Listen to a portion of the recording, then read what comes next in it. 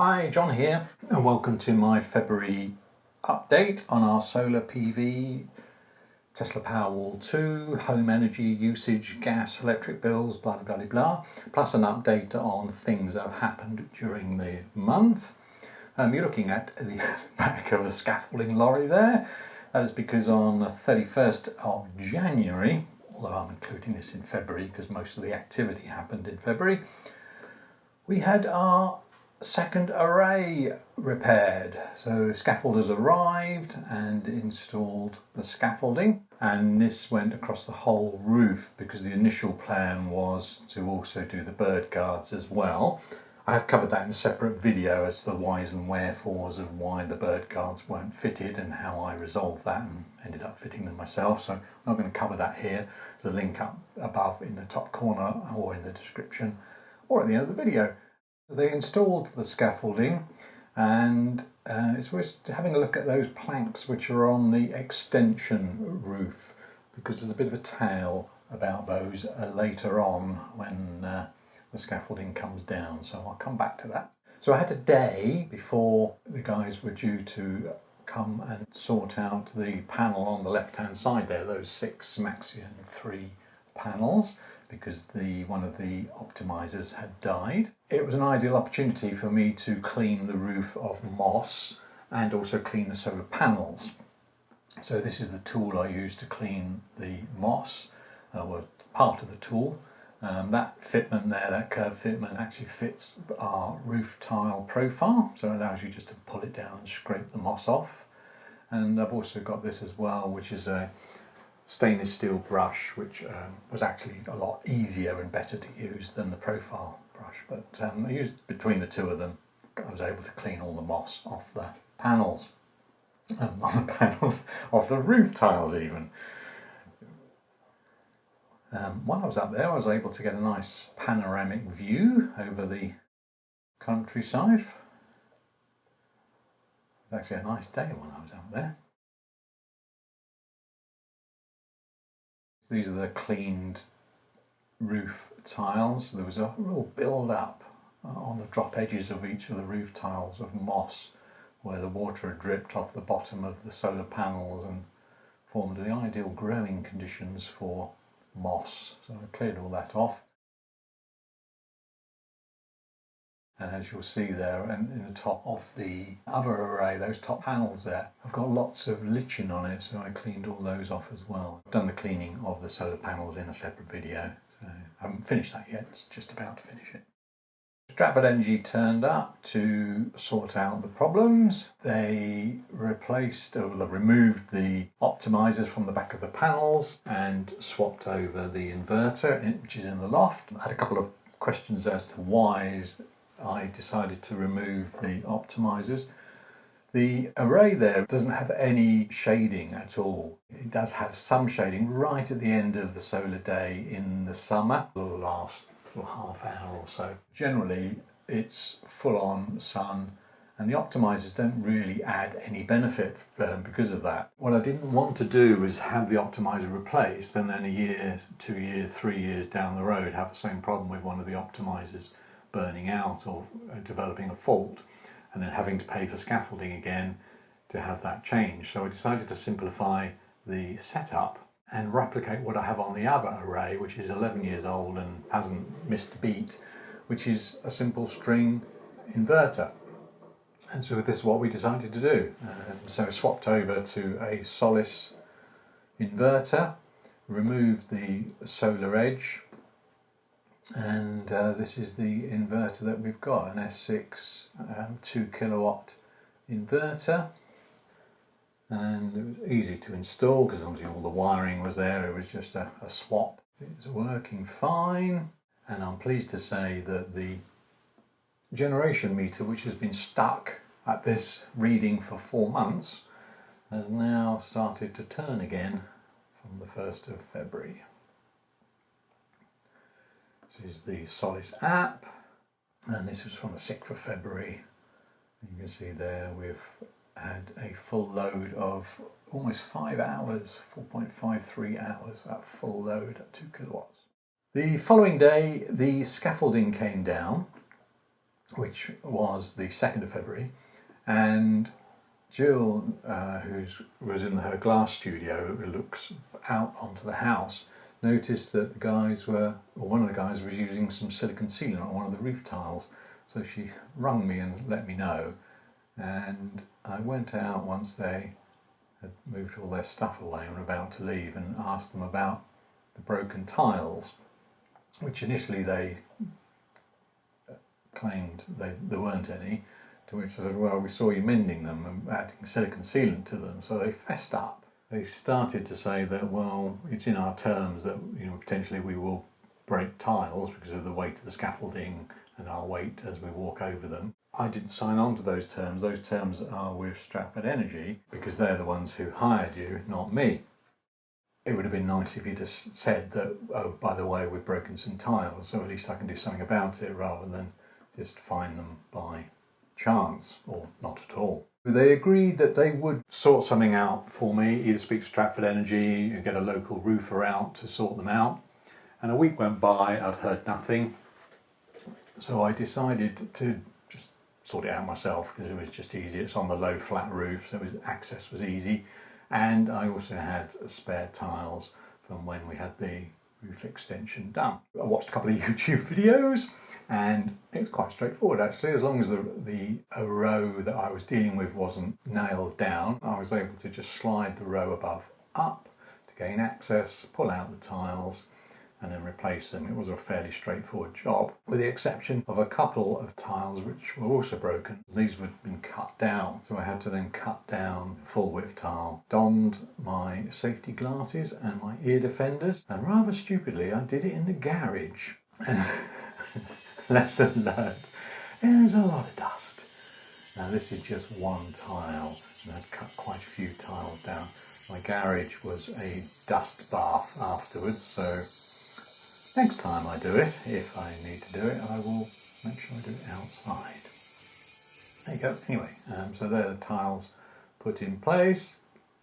They do stand out a bit because they're obviously new, they haven't weathered in, but with time they'll catch up with the other ones. But I was pleased with that, and that's all sorted now. Still haven't heard from the scaffolding people, and I don't think I ever will. I'm not bothering to chase it up. On screen now is our system. This is updated on the 1st of March. It shows the Solis Mini 2 kilowatt inverter there. It's the only thing that's changed really, everything else is the same. So let's move on to our stats. So this is Ripple, our wind farm share, and in February it generated savings of £24.71. This is the day by day for those that are interested. For year 2, we're just going into year 2 from the 1st of March, our savings have gone up threefold. So for year 1 it was 0.0963 pence per kilowatt hour is what we would get paid, whereas in year 2 it's 0.27 or 27 pence per kilowatt hour, so a threefold increase in savings. Here's the day by day as a chart, same data as the previous data sheet, and then this is year to date, or from, well, I suppose it is year to date, from go live in March. We've had a full month with both arrays working, which is great to see, and our February stats were awesome. So 412 kilowatt hours produced over the course of February, 28 days, which is very, very good actually. A lot higher than, as you'll see in a minute, every other February. It's our best February ever. Hurrah! The split between the two arrays, so 269 and 143. And then our self-power for the month with a contribution from the Tesla Powerwall and the solar PV. So 28% from solar and 31% from the Powerwall, bringing you a total of 59%. Now these next two charts are solar start and solar end, which I've included as a matter of course going forwards. The bottom blue shows the start of the solar generation each day, at what time in the day it starts. And you see that's getting earlier and earlier. The dotted trend line at the bottom there is dropping, which is a good thing, which means that it's going from later in the day at the beginning of the month to earlier in the day later on in the month. And conversely, the red columns are the end of the solar day. And again, you can see there that's lengthening out day by day as we go through the month. In terms of our peak, so this would have been again with both arrays working. So a nice range of peaks there. 6.2, 6.3 should technically be our peak now. So we'll see if we get to that. I have actually seen it on the Tesla app in March. There are 1 or 2 poor days where we've the 4th, the 12th, the 16th and the 21st, but as you can see generally a very good days, very good generation. This is the February over the years since 2012, and you can see there the 412 is doing really well. It is our best month ever. 2020 onwards would have been with both arrays, whereas 2019 and earlier would have been just with a single 4 kilowatt array. So that's good to see. The Tesla Powerwall, I've trimmed down the data a bit on this. I haven't included all the historic data that I have done in previous charts, just to make the chart a bit more easier to read. So this is the round trip efficiency in terms of what we put in and what we take out, which is indicated by the blue percentage column there at 81%. It doesn't take into account how the Powerwall starts at the beginning of the month in terms of its state of charge and how it ends at the end of the month in its state of charge. So there's a bit of an overlap there in terms of those figures. So I suspect it's higher than 81. It's coming up for, when would we have it? December 2018 it was installed. So I suspect there's a bit of loss there anyway in terms of battery degradation. But I would suspect it to be about 85% on average if I average that out over the course of the year. This is the day by day for February. Blue is the house usage, so quite a few peaks there. Thankfully, there's also some nice yellow peaks, which is the solar. Import from the grid shown in red. Export shown in orange, not too much of that, thankfully, as you'll see in a minute when we look at the totals. Interestingly enough, I looked at how often the battery ran out completely during the course of February. Over the 28 days, it only ran out 4 times during the course of that month, whereas in January it ran out 11 times. So we were without battery power and pulling from the grid 11 days in January, but only 4 days in February. Coming into March, we should start to see grid-free days starting to appear, and we can move the Powerwall off from time-based control, which it currently is set at to pull from the grid overnight at cheap rate, through to self-powered mode where it won't pull from the grid. So that's all good stuff. Here's our totals for the month. House usage 991, almost a kilowatt, or a megawatt even. Kilowatt would be good, wouldn't it? Almost a megawatt. Solar 412. Input from the grid 612 and export 16 kilowatt hours. This is our average day by day usage, so house usage shown in blue and pull from the grid on average in red. You see that's dropped tremendously from January, which is good to see, so 35 and 22 respectively. This chart looks at what we sent to the grid, which as you know was 16, so I've just shown you that a couple of charts ago. Again in line with what we generally did in February, so probably a little bit lower than our previous Februaries, which is good to see. This is what we pulled from the grid, so 612 in February, and again a lot lower than previous Februaries. By some country mile. So that's always good to see. The exception of that would have been 2019, but then that was very sunny. So there you go. This is the eddy. The My Energy eddy diverts excess solar to heat our hot water. We don't use gas, although we have gas central heating. We don't use gas to heat our hot water. It's uneconomic. And whilst gas prices are cheaper than electricity, by the time you factored in the efficiency and losses along the system, it's actually cheaper to heat the hot water off-peak with our rate than it is using gas. So you see the off-peak rate is 8.5 pence per kilowatt hour. Gas on average, as you'll see in a minute when we look at our stats, our average gas is 5.84. But even so, even though it seems 3p cheaper, And by the time you've calculated losses and the fact that our boiler is only 75% efficient, really shows that it's not worth doing. 31 kilowatt hours diverted in February, cumulative of 50 for the year, 1313 in total since installation, a saving of £2.64 for the month based on that 8.5 pence per kilowatt hour, and running a total of £93.26. This is the cars. Again, I've sort of simplified the spreadsheet just to show you the last couple of months rather than all the data. In February, what do we do? The Tesla Model 3 did 856 miles. It's now just clocked over 30,000 miles, 30,607. Charging at home on the Tesla. What do we do? Where's that, John? Can't see that. Oh, there we go. 68.5 kilowatt hours added from home. 26% of our home charging was from solar. So in total we added 156.86 kilowatt hours in terms of home charging. 42 of those were from solar and 114 were from the grid. We did public charging. We did 7 supercharging sessions with the Tesla. 212 kilowatt hours added for no cost. We're creeping down on our free supercharging miles. End of April is when we run out of those.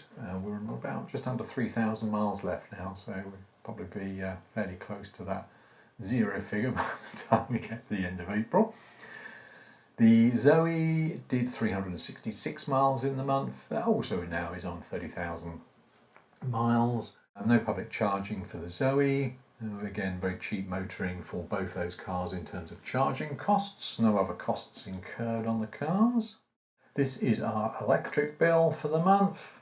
Again, I've reduced the amount of data that you're seeing here, so there's a few less rows to look at. The row at the bottom is the highlighted row. We used 586 kilowatt hours over the 28-day period. Most of it, as you see, is the night rate, 548 kilowatt hours for the night cheap rate and 37 during the more expensive rate. That works out an average of 0.0945 pence per kilowatt hour, which brings us a bill of £70.58. As you can see there, our Go Faster rate there, which ends in August. This is our gas bill, and again, I haven't mentioned before, but the billing period is slightly out of sync with the February 1st through 28th. So it's February 5th to the 4th of March, but just to keep things simple, I use that schedule rather than trying to work back and knock off 4 days at the beginning and 4 days at the end. Total energy used, 1,816 kilowatt hours, or 164 cubic meters over the course of 28 days. Average price was £5.86. We're on the gas tracker. So £5.84 was the average. I've obviously got a typo there in my... Oh, yeah, I'm looking at the wrong thing. That's why, John. The 586 is the average daily usage in meters cubed. The average rate is correct there, isn't it? 5.84. So scratch that. Move on. Gas bill, £118.95. This is our bill from Octopus Energy, which is just showing you the same data set, but in bill format. So I'll pause that, you can have a mooch at that. So where does that leave us? So gas and electric there, we had a total of £189.53 for the month. Credit-wise, we had 2 lots of the government support, £67 twice. Had a referral of £50, so thank you. The person that used our referral code is down in the description section if you'd like to make use of that. That would be muchly appreciated. So that's £50 each. And our £24.71 from Ripple, bringing a total of £208.71 credits, which meant we ended up with credit of £19.18 for the month. Okay, that's it. Any questions? Drop them down into the comments below and I will see you on the next video. Alright, take care. Thanks for watching.